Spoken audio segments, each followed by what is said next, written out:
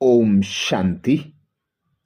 आज बाबा बोले, तुम बच्चे रहने वाले हो विचित्र देश के। वहां चित्र रहता नहीं।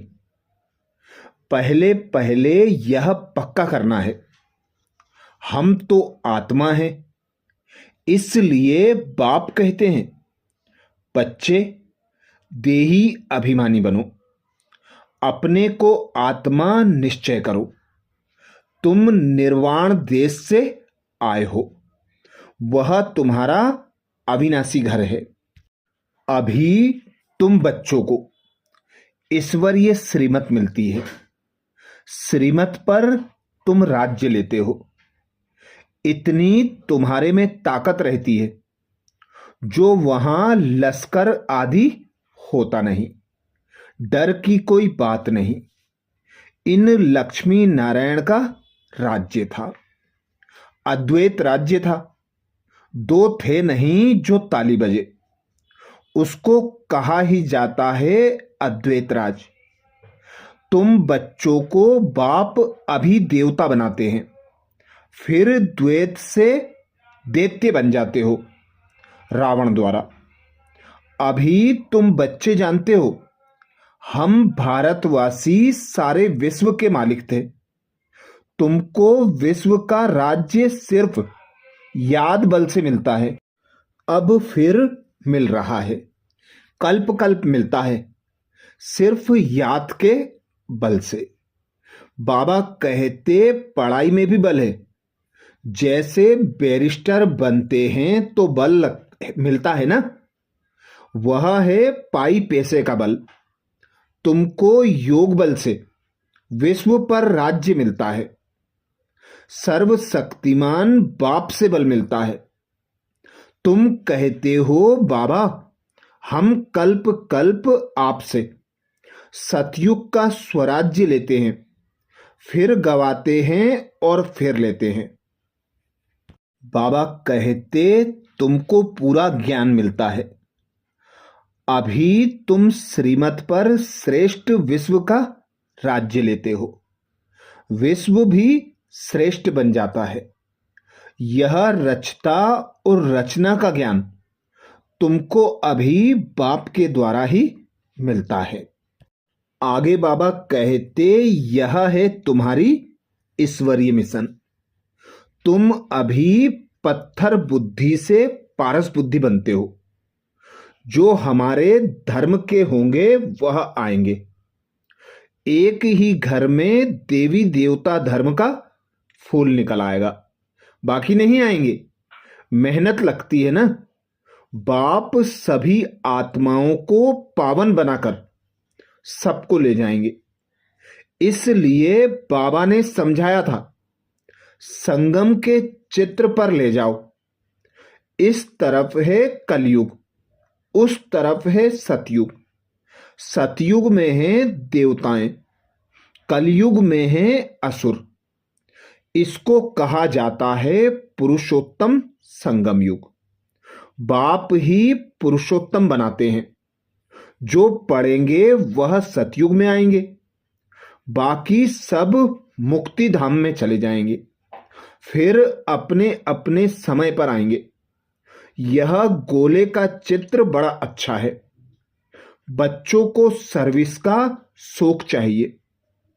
हम ऐसी ऐसी सर्विस करें, गरीबों का उद्धार कर उनको स्वर्ग का मालिक बनाएं। आगे बाबा कहते, राम राज्य और रावण राज्य कैसे होता है, यह तुम बच्चों के सिवाय और कोई की बुद्धि में नहीं है। रावण को हर वर्ष जलाते हैं तो दुश्मन हुआ ना। 5 विकार मनुष्य के दुश्मन हैं। रावण है कौन, क्यों जलाते हैं, कोई भी नहीं जानते। जो अपने को संगम युगी समझते हैं, उनकी स्मृति में रहता है कि अभी हम पुरुषोत्तम बन रहे हैं। भगवान हमको राजयोग सिखलाकर नर से नारायण, भ्रष्टाचारी से श्रेष्ठाचारी बनाते हैं। तुम बच्चे जानते हो, हमको ऊंचते ऊंच निराकार भगवान पढ़ाते हैं।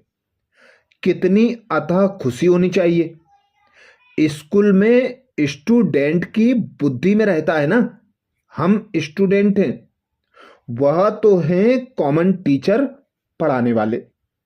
यहां तो तुमको भगवान पढ़ाते हैं।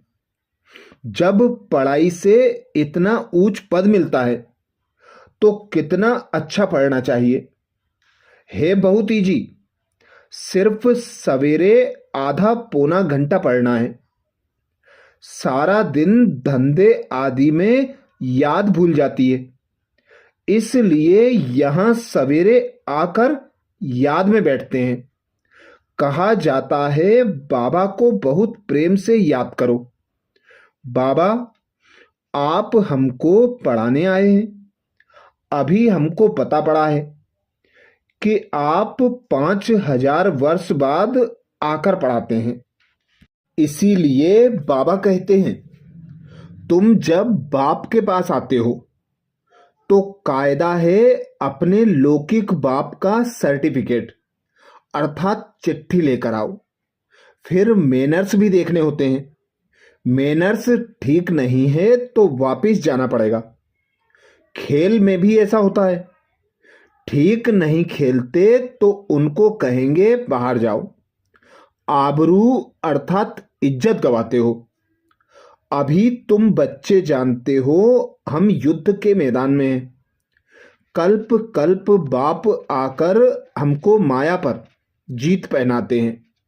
मूल बात ही है पावन बनने की। पतित बने हैं विकार से। बाप कहते हैं काम महाशत्रु है। यदि यह आदि मध्य अंत दुख देने वाला है। जो ब्राह्मण बनेंगे फिर देवी देवता धर्म में आएंगे। ब्राह्मणों में भी बाबा कहते नंबरवार है। समा पर परवाने आते हैं। कोई तो जल मरते हैं, कोई फेरी पहनकर चले जाते हैं। यहां भी आए हैं, कोई तो एकदम फिदा होते हैं, कोई सुनकर फिर चले जाते हैं। आगे तो बाबा कहते ब्लड से लिख कर देते थे, बाबा हम आपके हैं। फिर भी माया हरा लेती है। इतनी माया की युद्ध चलती है। इनको ही युद्ध स्थल कहा जाता है। आज प्यारे बाबा ने हम बच्चों को वरदान दिया। सर्व गुणों के अनुभवों द्वारा बाप को प्रत्यक्ष करने वाले अनुभवी मूर्त भाव। सर्व गुणों के अनुभवों द्वारा बाप को प्रत्यक्ष करने वाले अनुभवी मूर्त भाव। वरदान को स्वरूप में लाने के लिए बाबा ने सहज युक्ति बताई। बाबा बोले जो बाप के गुण गाते हो उन सर्व गुणों के अनुभवी बनो। जैसे बाप आनंद का सागर है तो उसी आनंद के सागर की लहरों में लहराते रहो। जो भी संपर्क में आए उसे आनंद प्रेम सुख शांति सब गुणों की अनुभूति कराओ। ऐसे सर्व गुणों के अनुभवी मूर्त बनो जो आप द्वारा बाप की सूरत प्रत्यक्ष हो। क्योंकि आप महान आत्माएं ही परम आत्मा को अपनी अनुभवी मूर्त से प्रत्यक्ष कर सकती हो। स्लोगन में बाबा बोले कारण को निवारण में परिवर्तन कर। अशुभ बात को शुभ करके दिखाओ।